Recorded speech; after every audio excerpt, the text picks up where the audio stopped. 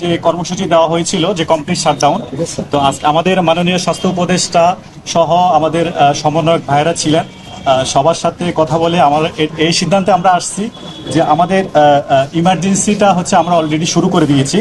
শুধু ঢাকা মেডিকেল না, ঢাকা মেডিকেল থেকে শুরু করে বাংলাদেশের প্রত্যেকটা জেলা উপজেলা বিভাগীয় শহর মেডিকেল কলেজে আমাদের ইমার্জেন্সি সেবাটা চালু থাকবে।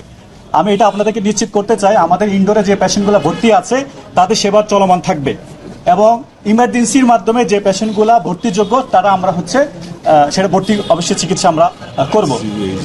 আইসিইউ এইচডিইউ সবকিছু আমাদের সেটা চালু থাকবে, কিন্তু জরুরি সার্জারি যেগুলো আমাদের থাকবে সবকিছু আমাদের চলমান থাকবে। হ্যাঁ, আমরা আমাদের বাকি যে কর্মসূচি আমরা যেটা ছিল যে আমাদের যে যারা গতকালকে আমাদের ডাক্তার ভাইদের উপর হামলা করছে ওই আসামিদেরকে হচ্ছে গ্রেপ্তার যদি করা হয়, দৃশ্যমান গ্রেপ্তার হলে আমরা হচ্ছে আমাদের পরবর্তী যে কর্মসূচিগুলো সেটা আমরা আস্তে আস্তে উইথড্র করবো।